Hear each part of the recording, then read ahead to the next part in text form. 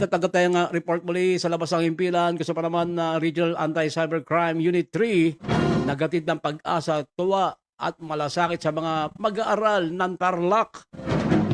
Narito ang balita ni Jude Briones.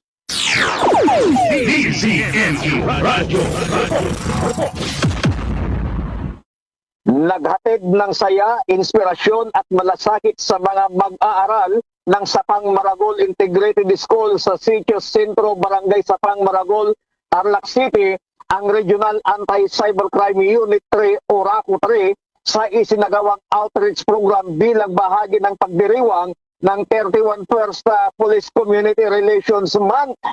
Pinangunahan ng programa ng RACO 3 sa pamumuno ni Police Colonel Miguel Guzman, katuwang ang RACO 3 Advisory Council sa pakikipag-ugnayan sa Tarlac Police Provincial Office sa pamumuno ni Police Colonel Harry Lorenzo, Acting Provincial Director ng Tarlac Police Provincial Office.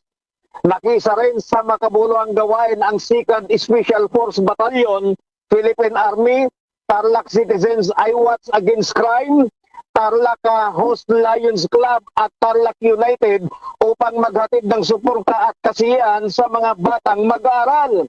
Isa sa mga tampok ng programa ang pagdating ni CyberCop, ang opisyal na maskot ng RACO 3 na nagbigay ng aliw at kasiyahan sa mga bata. Masiglang nakipaglaro at nakipag-ugnayan ang maskot sa mga mag-aaral dahilan upang maging mas makabuluhan at hindi malilimutan ang outreach activity. Ayon kay Police Colonel Miguel Guzman, hipi ng RACO 3, ang matagumpay na pagsasagawa ng programa ay bunga ng pagtutulungan ng iba't ibang ahensya at organisasyon na nagkaisa upang may pakitang tunay na diwa ng serbisyo, publiko at malasakit sa komunidad. Nagpapasalamat naman ang RACO 3 sa lahat ng mga katuwang at stakeholders na nagbigay ng suporta at naging bahagi ng matagumpay na outreach program para sa kapakanan at kinabukasan ng mga kabataan.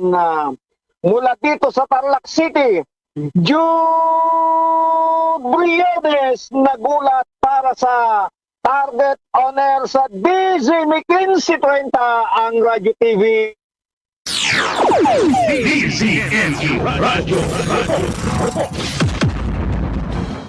Maraming salamat kay Jude Briones.